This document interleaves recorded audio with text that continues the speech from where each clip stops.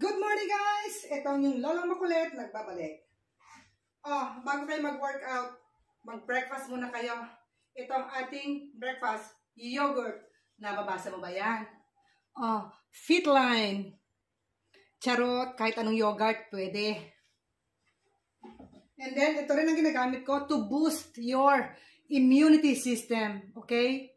Ibuboost yung immunity system nyo dito. Hindi ibuboost yung reels ha. Yung immunity system lang, hindi reels. Okay, gets mo? So, halika na, breakfast na tayo bago tayo mag-workout. Ito lang ang breakfast natin sa umaga.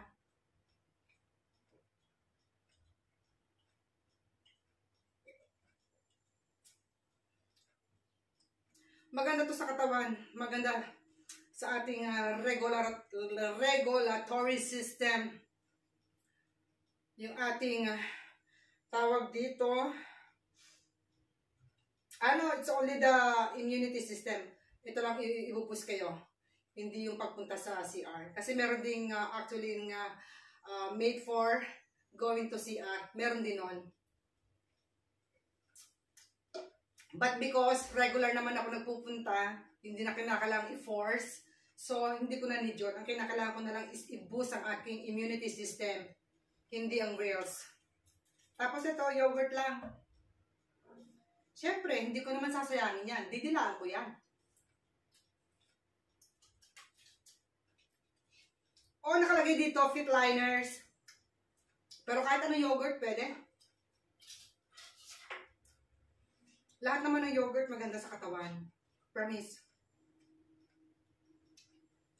Full of vitamins, calcium, everything, etc.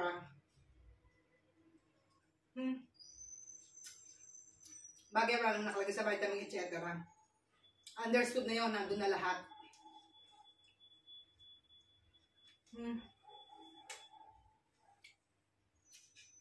Ito lang. May mga pieces of fruits na rin sa inside. May pineapple, peaches, everything. Hindi ko nalabasa kung ano yung mga nakasulat sa loob. Basta nandun na siya. May mga prutas na yan. Of course, it contains na rin ng sugar. Kaya ako, yung mga sugar na lalagay sa kape, iniiwasan ko na. Kasi nakakakuha na ako ng sugar sa ibang paraan. Ibang paraan means dun sa natural ways. Like eating fruits, eating vegetables. Nandun na rin yung mga sugars. Pero as much as possible, siyempre, hindi naman tayo yung kain ng kain, yung eat moderately ba? Kumbaga sa mga manginginom, drink moderate. Tayo namang mga masyadong concerned sa health, eat moderate. Gets mo ba yung sinasabi ko? Kasi sa susunod, bibili ako ng microphone para hindi ako sumisigaw. Sigaw ko ng sigaw sa harap ng camera. Ang hirap kaya.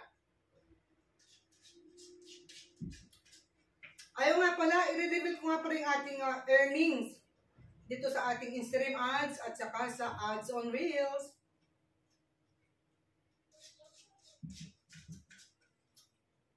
I-reveal natin yan para makita nyo rin. Siyempre, part kayo ng aking journey. Kundi dahil sa inyo, wala ako rito. So, you have all the right to remain silent. Charot! You have all the right to know kung ano nangyayari sa ating income, sa ating earnings, okay? Hindi ko na mabiro. Sige na. I-edit ko na yung ating earnings. Para makita nyo na alam ko. Excited na rin kayo.